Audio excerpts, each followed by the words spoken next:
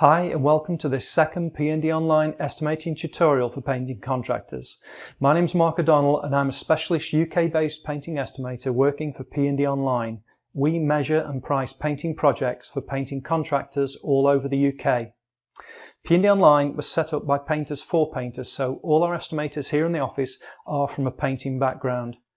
In this next series of training videos, we're going to show you how to price larger painting projects of all types and all sizes. Now, if you've watched the first video, you'll already know that in the UK, larger painting projects are generally priced by measuring each item of work and applying all-in painting rates, not the guesstimating method that we showed you in the first tutorial. The reason for this is that in larger projects or more complex projects, it can be difficult to guesstimate the number of days it's going to take to complete. So the only way in which you can price these projects is to measure every item of work and to that measure apply your all-in painting rates.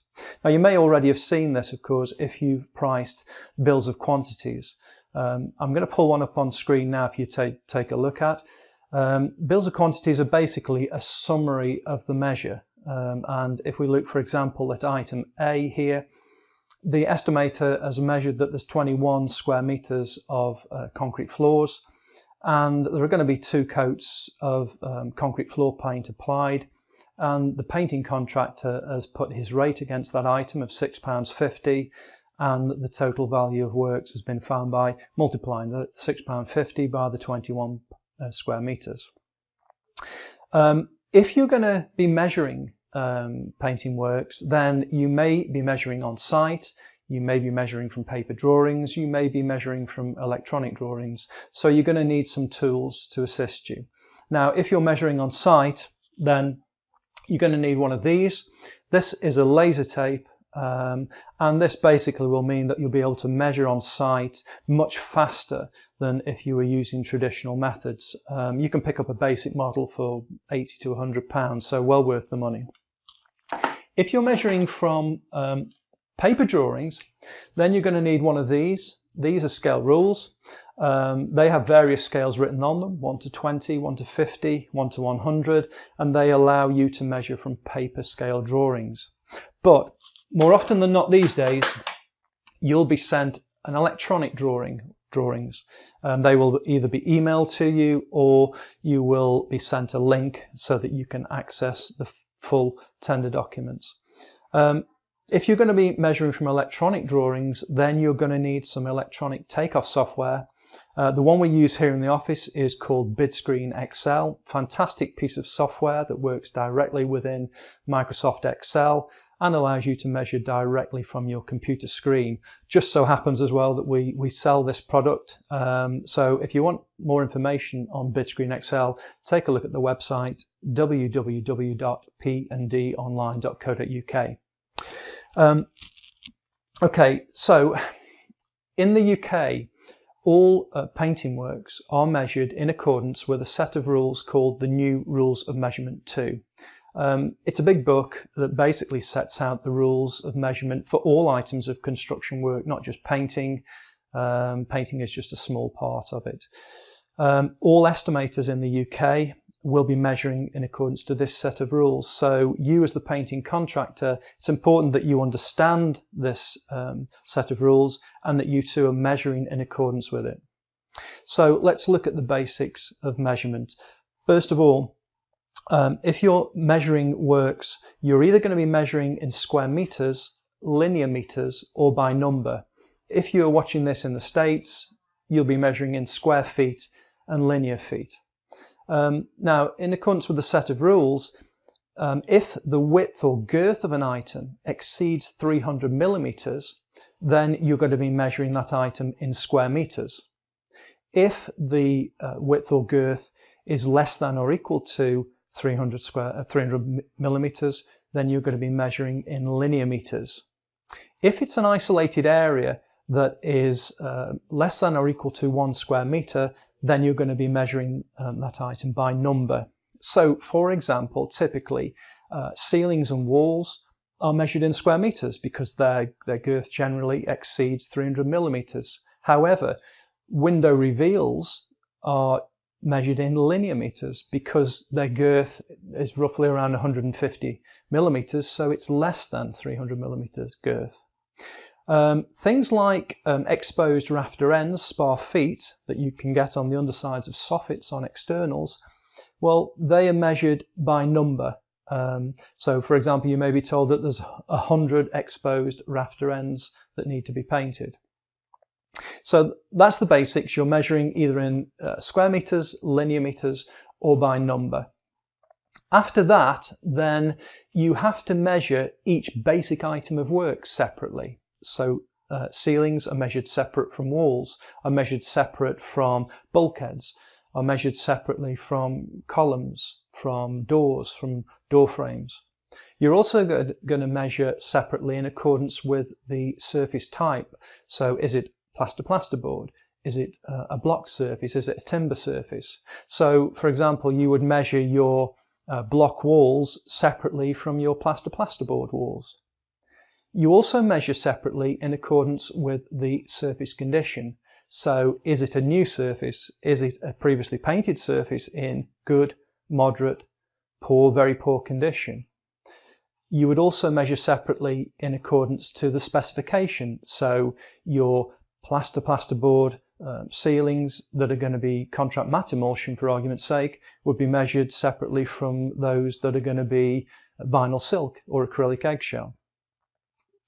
Finally, you also measure separately in accordance to the working height. Now, up to 3.5 meters, you don't need to separate out. However, once you step up above 3.5 meters, then surfaces that are 3.5 to 5 meters are measured separately, and thereafter in 3 meter intervals, so 5 to 8, 8 to 11, etc. would be measured separately. Works in staircase areas are also to be measured separately from elsewhere. Why?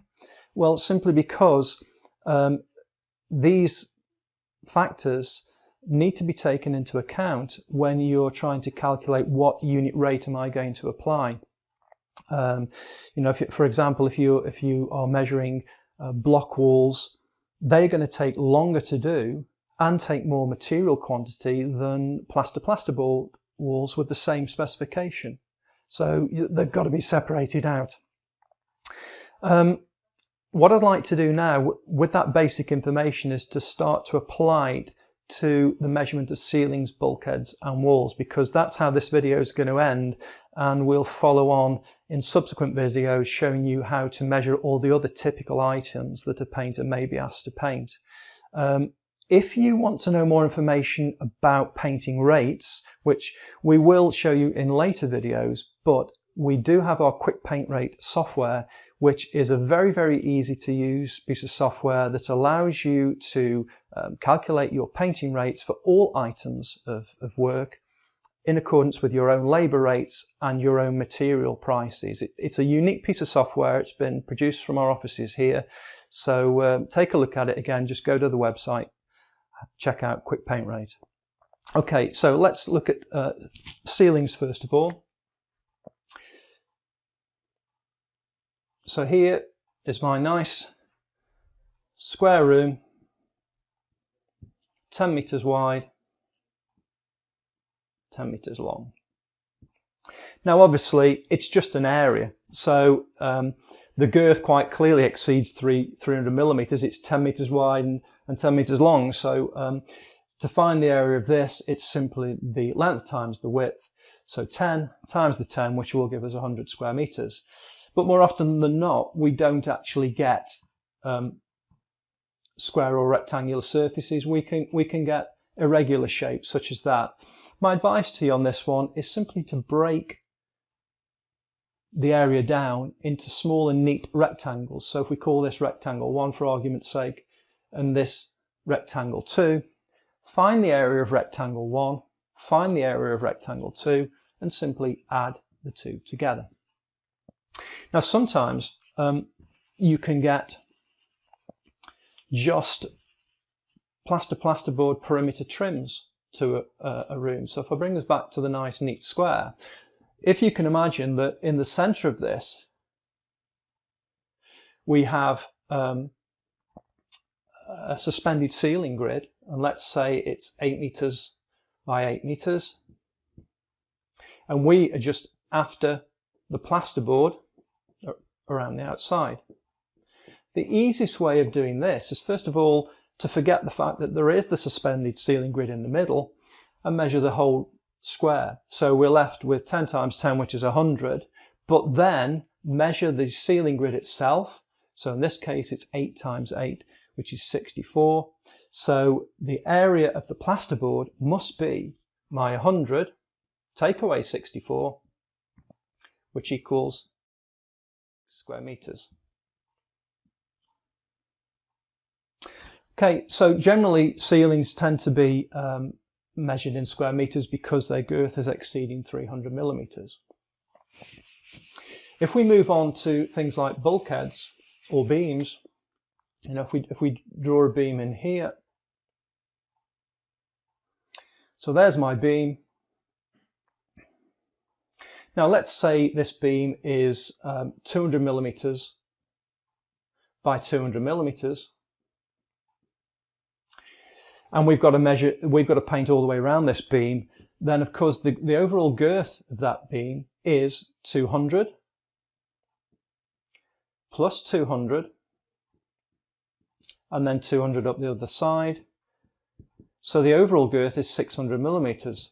Now, looking back at our basic principles of measurement, if it's 600 millimeters, its girth is exceeding 300 millimeters, so it should be measured in square meters.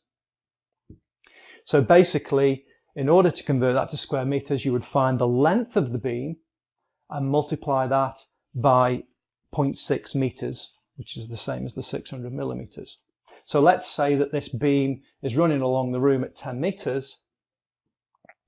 Then 10 meters times the girth of the beam at 600 millimeters, which is 0.6 meters. So the overall quantity on that beam would be 6 square meters.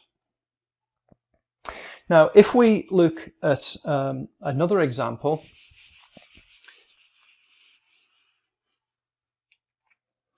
let's say this is my wall here.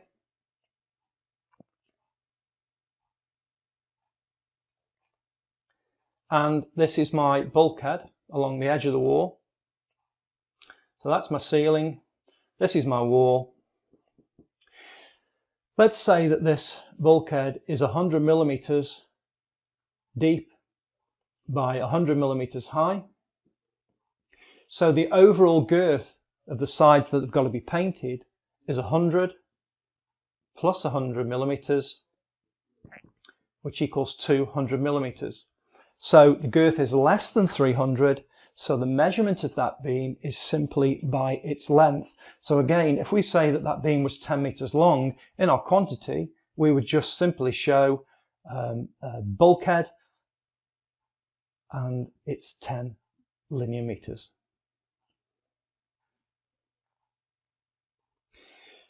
Okay, so that's ceilings, bulkheads and beams. What I want to look at now are walls. Let's go back to our nice, neat, square 10 meter by 10 meter area.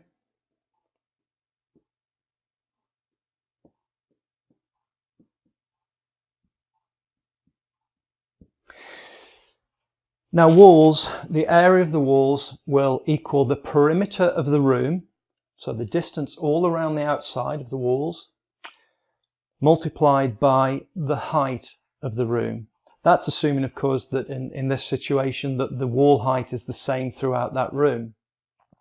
So in this case, the perimeter is going to be, well, you could either go and measure every single wall separately, or you can simply say it's 10 plus 10, which gets me halfway around the room, and then multiply that measurement by 2, which gets me all the way around the room. So 10 plus 10 is 20, multiplied by 2 gives me 40 linear meters. Now if I go and make the maths easy and say that the wall height is 2 meters for argument's sake, then the area of that, wall area of that is going to be 40 times 2, which is 80 square meters. But of course, within the walls, you're going to get areas that aren't painted. So where the doors are located, there is no painting. Where the windows are located, there is no painting. And the rule is, if the area that is not to be painted is greater than 1 square metre, then you've got to make the deduction. If it's less than a square metre, then you don't need to bother to do any deductions. But anything over a square metre, you've got to deduct out. Now, let's make the maths easy then on this door.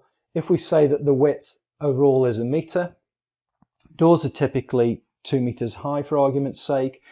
That means that out of my gross wall area, I need to deduct 2 square metres. For my window, let's assume that this window is 2 metres wide and 1 metre high,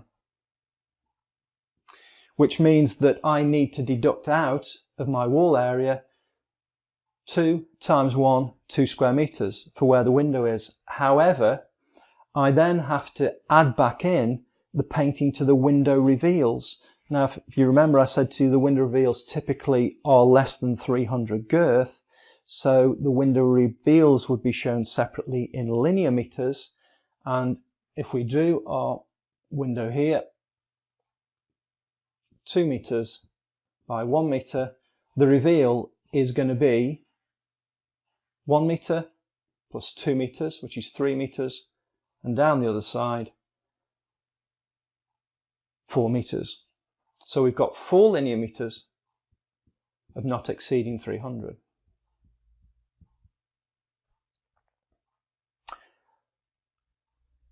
Now, that's nice and easy if we've got a square room or a rectangular room. But what about if we've got rooms such as this? So if we go back to our 10 meters by 10 meters overall, but we go and say, right, well, we've got 8 meters across here, 2 meters there, which makes up my 10, and let's do the same here.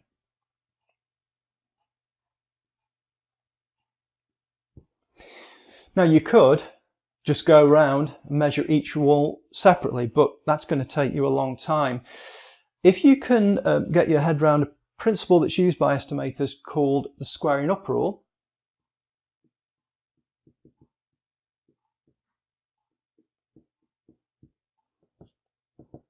then it'll be a lot simpler and a lot faster. So what the squaring up rule is this: if in my mind's eye I move this wall here to here, I haven't actually increased its length, I've just moved its position, so I can take that out now. If I move this wall to here, again, I've not increased its length, I've simply moved its position. Can you see we're now back with our square location? So suddenly the perimeter becomes easy. It's simply 10 plus 10 to get me halfway around the room, multiplied by 2, which gives me 40 linear meter perimeter. Let's do another one of those. Let's have a rectangular room.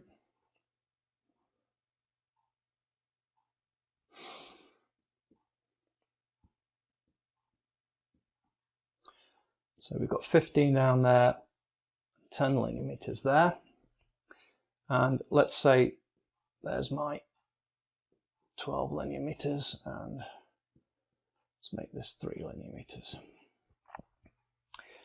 Again, just use the squaring up principle so that in your mind's eye you can move this wall here up here, not increased its length, I've just moved its position, and this wall here can be pushed out here. Again, I've managed to square up the room, so the perimeter is simple. It's the 10 linear meters plus 15 linear meters, gets me halfway around the room, multiplied by 2, so I end up with the perimeter of 50 linear meters. It also makes it easier if you're on site doing measurements as well with a laser tape, because it means that if you understand this principle, all you would need to do is stand somewhere like there and first of all take a measurement with your laser to there and take a second measurement to there. And that's all you would need to actually calculate the perimeter of that room. So again, if you can get your head around the squaring up rule, it will certainly speed up taking off. Now let's look at one other example on walls.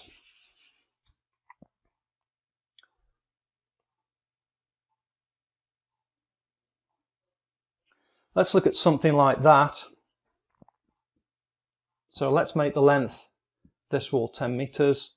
Let's do this one at, I don't know, let's do it at 8 meters. And let's say that the depth here is 1 meter. Okay, first of all, let's start to look at the squaring up principle.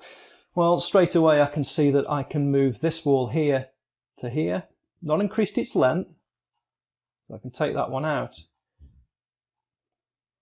So now what I'm left with is the actual perimeter of the walls will equal the distance all the way around the outside here, but then I will need to add on the 2 projections here. So I end up with, let's do the outside of the wall first of all. So I've got my 8 plus 10 to get me halfway around the room, multiplied by 2.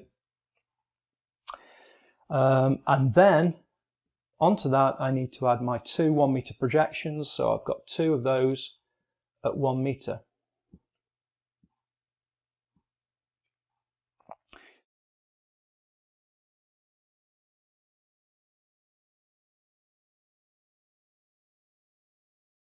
Linear meter perimeter, and we said that the wall area is the perimeter times the height, so you would simply need to multiply the perimeter by whatever the height is, 2.4 typical internal wall height. And then of course, as I said to you before, you need to make your deductions, whether they be door openings or whether they be window openings.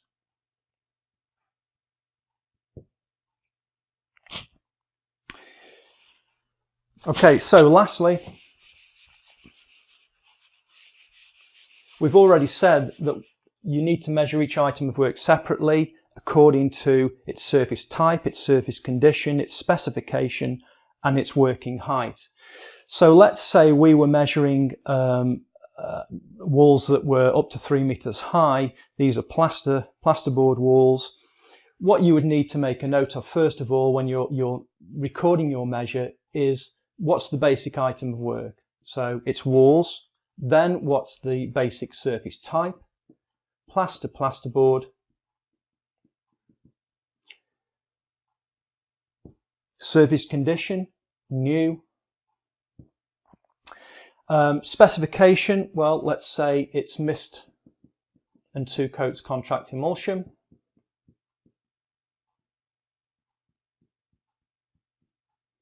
I don't need to make a note of the working height because up to 3.5 meters, you don't need to show that separately. It's assumed that your rate that you're applying is for works up to 3.5 meters. It's only when you go above 3.5 meters that you would need to show a separate measure and show which working height category it's in. Or remember, if you're measuring in staircase areas, we would need to show that separately.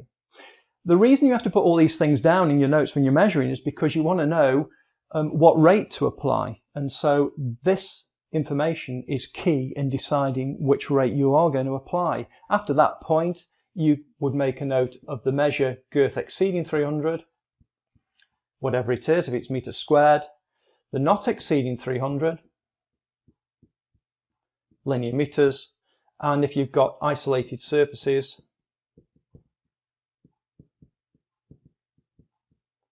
and that would be by number. That's pretty much it on the basics of measuring ceilings, bulkheads and walls. Going to do a part 2 of this though as well, so we can start to look at things like, well, what do you do in locations where they have different ceilings height within the one location? How do we deal with that? That's going to come in part 2. But that's it for this one. Hope you enjoyed it, and see you soon. Thank you very much.